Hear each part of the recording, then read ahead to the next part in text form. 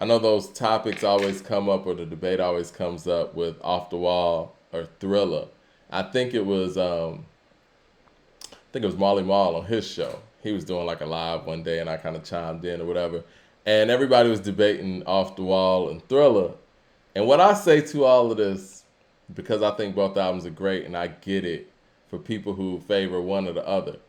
If you stack all of the songs on Off the Wall and Thriller, from the best song to the worst song, the last three songs are gonna be from Off the Wall, and that is what it is. So this is what I mean. So this is like one of those things where it's like, okay, you want to know what? No, fuck all that right quick. Because you want to know what's funny? This might be subconscious because we're looking at this Michael and Quincy type. I think so. I mean, and that's how I was gonna tie it in because we got Michael and Quincy here on the album. No, Mike, I just pulled Off the Wall up. And what I will tell you is that I don't think it's the last three songs. I don't believe that necessarily. It might be a tie. It might be that Public Enemy Rakim thing that we just did, Mike, where it's like, well, no, I think my middle of the road songs on Off the Wall are better than that middle of Thriller. Like it is. Everything is home runs. I think that the last three songs, if we stack those up from like the best songs to the weakest songs, I think the last three is going to be Girlfriend, it's the Falling in Love, and Burn This Disco Out. It's definitely Burn Thriller's This Disco better Out. than all of the songs. Burn This Disco Out is at the bottom. Yeah, at the bottom. I think every song on Thriller is better than those three songs. And I love It's the Falling in Love. I don't know about It's the Falling in Love. See, I like It's the Falling in Love more than your favorite song on Thriller. You like it better than Baby Be Mine?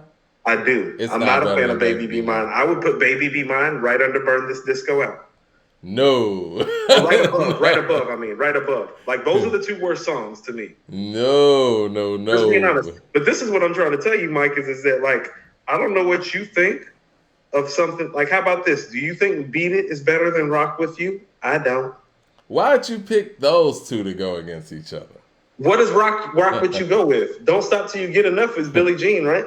No, I would put Don't Stop Till You Get Enough with Wanna Be Starting Something. No, those are the first singles, though. Isn't Don't Stop Till You Get Enough and Billie Jean the first singles? Billie Jean's not the first single. The Girl Is Mine is the first single. No, it is not, Mike. Where the video at for that shit? It is. It's the first single. It was 1982. It wasn't no video for it. You want to know what happened with that? They didn't decide to make a video for it because that shit wasn't hot. Because that's the song that's going right after the... yeah, those two records, Mike, that's what I'm saying. I'll take everything on Off the Wall over those two records. So, ho. You think Girlfriend's better than The Girl Is Mine? It's not. Come on. It's not. Both Paul McCartney wrote Girlfriend too, so yeah. It's a wash. Nobody cares. Nah. It's a wash. The Girl Is Mine. I mean, people care, but I mean, like, The Girl Is Mine's a classic. Like, I mean, if it wasn't for The Girl Is Mine, don't stop till you get enough. Rock, Mike, Get On the Floor. There's nothing on Thriller that's as funky as Get On the Floor. I think Baby Be Mine and Get On the Floor are comparable.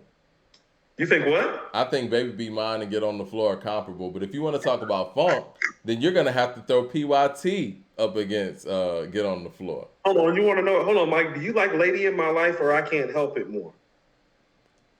Damn, I got to be honest. I can't help it. Thank you. But it's close. It's not. Okay. Okay. But no, again, at least you're being honest. Okay. I just want. This is what I will say. This is what I will say, and we'll move on. This is what I'll say.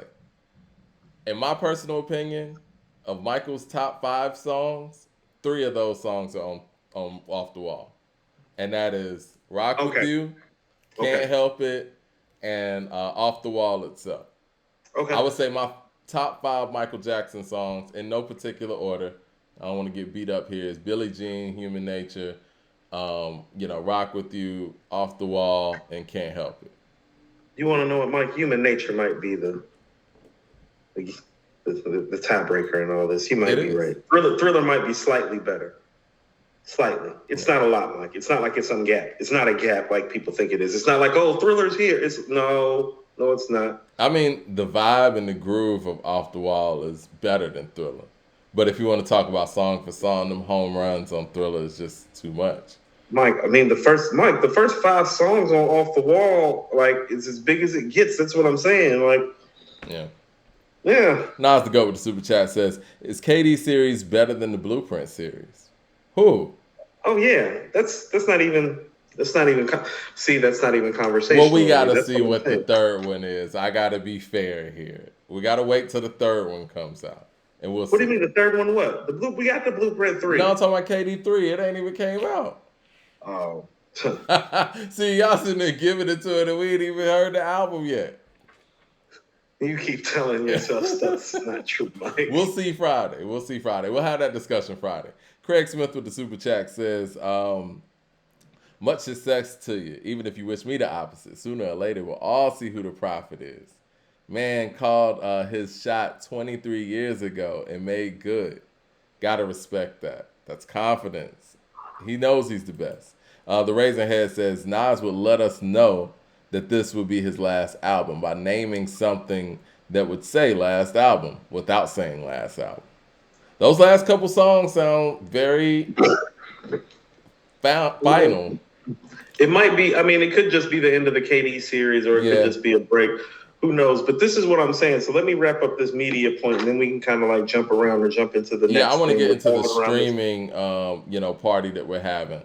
So Yeah, we can cover that next. So this Okay. is what I'm saying. So what do you do when you're, a rap icon and a giant who's been slandered by the media, and you don't trust the media, but you're like a core lover of hip hop and a core fundamental artist? It's like, oh, well, you might like start grassrooting your shit, but want your fan base to get educated and informed. And so that's what I really see is going on. Is it's like, well, he's taking it out of the media's hands by minimizing the rollout and putting it in the hands of, guess what? the people. And people like you and me who have been doing what? Speaking to and for and with The people. And isn't this what the fuck we be wanting our artists to do, Mike? This is what hip hop is about. That's what hip hop is about. And it's like, with that being said, let's get to the streaming party. Okay, well, let me get to these super chats. Jay Short says, Yeah, Coop didn't finish your point about Nas and the media. He just did. Oh, I think I just was a little did. bit behind. Yeah, I was behind on that one. Let's see. Mad Max is in the building. Shout out to Mad Max. LOL, What up, love Mad Max? Nas. He's like, love Nas, but him doing an album with no features isn't something you should be acting. I'm sorry. You should be acting no one else would do. LOL. Cole did that 3 times straight. So he thinks that, might need to change it up, have some variety in there. Hold on. But he's not Cole, though. No. I think we got the back. Cole's not him. And even Cole knows that. Oh, yeah. And Cole, with all due respect to him, he's only made one great album like that, though. He made 3 straight albums like that, but only one of those albums is great, though. Just being honest. I think a large part of Cole isn't the features, it's the fact of him producing everything. And at least for me. And I think Cole's great. And I think what Cole has done over the past 2 years has made me sit back and think that, you know what, I think I've been understating and underrating where Cole really is in comparison to, Kendrick. But I do think that for me, a large part of that is production. I actually like hearing Cole by himself. I don't think he really needs features like that. I think I'd prefer to hear Cole by himself because he's a concept writer. But I think for me, it's just him producing everything. He's very much off the train of thought tree, so he has the ability to rock solo. Kendrick does that too. I mean, when we have talked about the separation between him and Kendrick, we have talked about albums, not skills. And even the way that Kendrick's albums are not holding up, and even with this hiatus and the way Cole is rapping and the consistency of him, like I told you, Mike, it's like, he may only have one actual 5-5, like with Forest Hills. But it's like, he got a lot of 3.5s and 4s and a couple 4.5s running around. You feel what I'm saying? And it's he's like, not flashy, He's more of a Tony Gwynn. You know what I'm saying? Like, you know what you're gonna get. Like that. And what Tony did was incredible. But as a kid, I wasn't a huge Tony Gwynn fan because he wasn't hitting it over the wall like that. But as you grow older, you appreciate, that level of consistency, and you're like, looking at that batting average and the way that No, he would never I like strike out, I it's impressive. Like, no, I like that, Mike, because Tony Gwynn never struck out, and that's very similar to how Cole's career is going. It's like that's what I'm saying. It's like, oh no, is he making these classics and like every time out, like the way people feel like Kendrick is? No, I believe some of that is the media being controlling that narrative as well. Like that's what I'm saying, Mike. Like, and not just from the plug. That's her new name. New name's the plug, not the source. Not just from the plug, Mike. But from other people I've been seeing and hearing, like how a lot of these things and interactions roll, and it's like, no, like some of Kendrick's placement is placement, and Cole's placement is fan base. no, it's real. And I think that Cole is very much like Nas in that sense, where his fans hold him down His and they fans keep him have him here. placed where he belongs, and it's And like, they keep him here too. Like, you say anything critical about Cole, his fans are coming at you. well, can I tell you something? It's kind of happening in similar fashion the way it did before, where it's like, well, at their peak and at their prime, that a lot of people were saying like that guy's better. It's like, did you hear that string of albums? And then you go back and listen to the albums. It's like, well, those albums aren't as classic as I thought that they were. And then you hear the other guy, and it's like, man, this other guy's still rapping his ass off. Hold on, I feel like this other guy On was here everybody's first, shit. rapping his ass off though. On You feel what I'm everybody's saying? shit. Did that sound like anything that we're familiar with here? It does. It really And does. so, Mike, this is what I'm going to tell you. Like that bar work, that lyricism, that writing, that concept writing skill and ability and technicality that you're talking about in a hip hop form, Mike. Like Rakim said on I Ain't No Joke. Oh no, that holds itself as an MC more than anything else. It Nas does. is being evidence of it, and you're seeing people like J. Cole and Lil Wayne provide backup. Like it's like, no, we have Exhibit A, we have Nas. It's like, no, we got Exhibit B and C. We have kind of present to you Lil Wayne and J. Cole. It's like, no, well, you can rhyme your ass off, Mike. Thumbs up in the chat, everybody. And if you're not subscribed to the According to Hip Hop YouTube channel, make sure you go ahead and hit that subscribe button and the bell icon so you know when we live. But yeah, hit thumbs up in the chat. We're about to talk about this not live streaming, but the streaming party for KD3. Let me get to these super chats and we'll jump into that. Let's see. Andre Shashir says, Nas my favorite, but Conway's dropping soon. And from what I've heard, he could be in a heavy contention of album of the year as well. And has the Nas feature on there as well. What are we looking like as far as the Conway thing? I would love that for him. As much as I personally like God Don't Make Mistakes, and I love his development and growth as an artist and a songwriter, we castigate our gangster rappers for not doing the things that some of our conscious rappers do in terms of the topics and subject matter that they approach. Well, here we have somebody who, Mike, like he talks greasy the way Prodigy talks. And I mean that in a great way, like in a great hip hop way.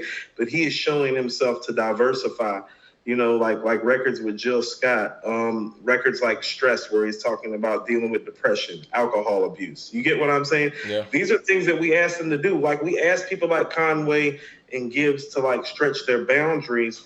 And when they do, we don't laud them the way that we should. And what I'll tell you is that God Don't Make Mistakes. I like the strides. I love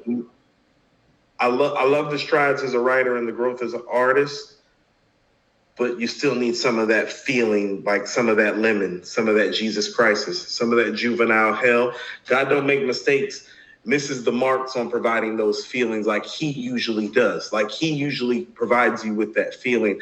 And that's where God Don't Make Mistakes kind of missed. It's like the Griselda record, John Woo flick, well, it doesn't hit the way it usually hits. It's like the Lock and Load with Beanie Siegel. I like it. It doesn't hit the way he usually hits to start off an album. And so I think it's just some growing pains with him becoming a more well-rounded artist. Stepping out of his comfort zone. Look, I'm seeing him with Busta, with Kane, with Nas, really lyrical, well-rounded MCs, Mike. You know what I'm saying? And so I could see the possibility for him throwing his hat back in the ring again and make it viable.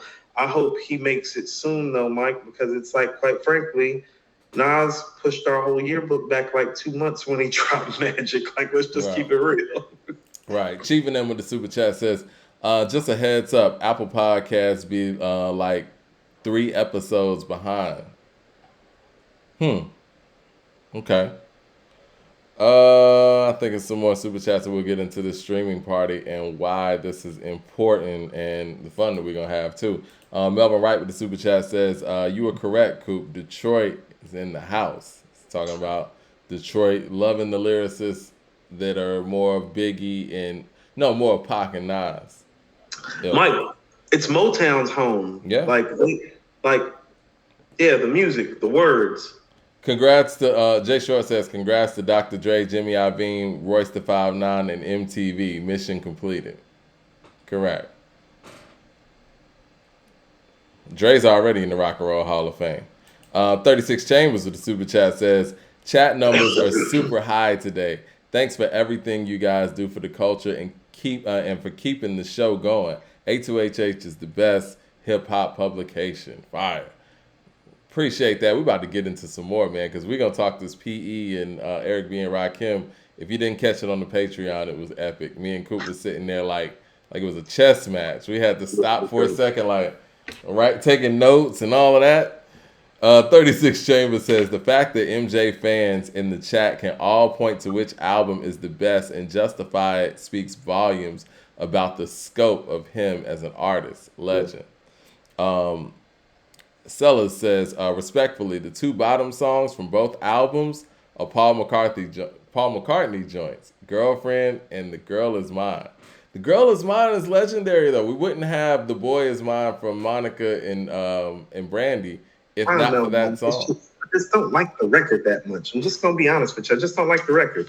I just don't. You know what? For the people who are sitting here, I mean, everybody's on YouTube. We're on YouTube right now. If you look up the demo of The Girl Is Mine, because Michael wrote that, the version without Paul, to me, better. Where it's him singing all the parts, he was going in. Ray Rim to the super chat says, "Do you believe that Jay-Z's content in placing himself in the conversation whenever Nas drops is crass or competitive?" I saw the Grammy post. I think it's competitive, but at this point, it's both. Yeah, you gotta speak with the music, and I think that what we've seen, and I say this respectfully, again, it's a Jay-Z fan because I don't want people in this room to get misconstrued. I know I'm trying to go to brunches, guys. I really am. I mean, we're getting our numbers up. I'm trying to go to a brunch, but what I'm gonna say is, we ain't going to that one. We saw how this God did verse was just blown way out of proportion.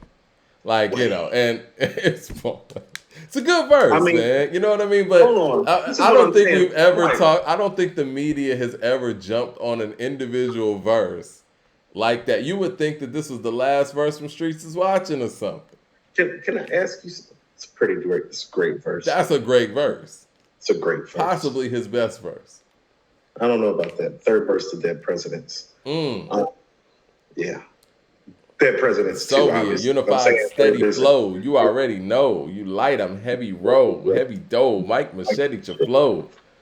I like the last verse on Can I Live, too. I'm cool with the Keep One Eye Open at CBS bar. That's one of the best rap endings to a song ever, in my opinion. Because that's one of those things that was right in everybody's plain sight to use. And he caught it first, and I like that about him. That let me know that the way that he thought was different. But this is what I mean when I say this. Mike, you ever seen Stevie Wonder post a picture of him sitting around with all his Grammys?